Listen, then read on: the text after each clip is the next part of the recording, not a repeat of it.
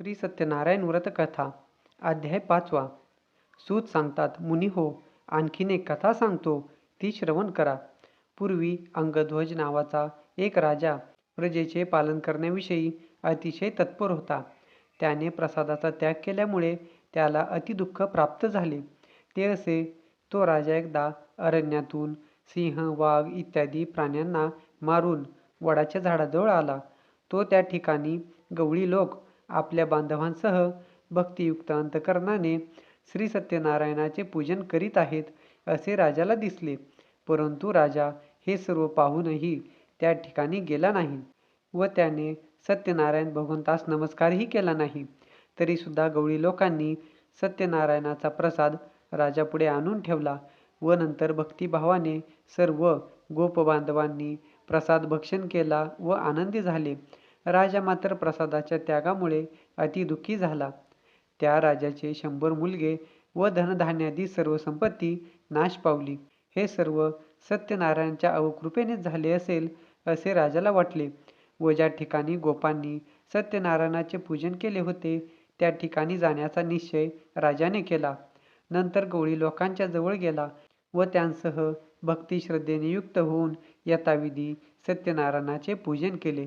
त्यामुळे हा अंगध्वज राजा धन, पुत्र इत्यादी ऐश्वर्याने संपन्न झाला व या लोकात सुखी होऊन शेवटी वैकुंठ लोकात गेला. हा सर्व लाभ श्री सत्यनारायणाच्या पूजनामुळे झाला. म्हणून सर्वांनी सत्यनारायणाचे पूजन अवश्य करावे.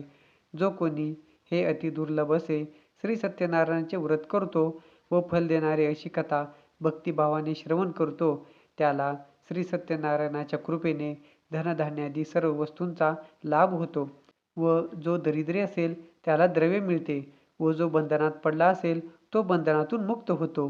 जो भयभीत झाला असेल तो श्री सत्यनारायणाच्या पूजनामुळे भीतीपासून मुक्त होतो.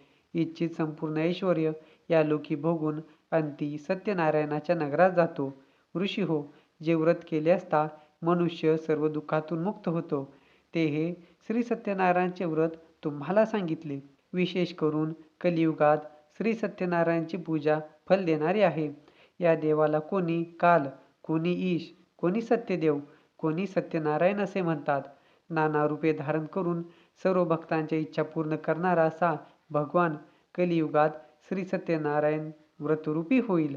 मुनिश्रेष्ठ हो, जो कोणी ही सत्यनारायणाची कथा पठन करील किंवा श्रवण करील त्याची सर्व पापे श्री सत्यनारायणाच्या कृपेने नाहीशी होतील.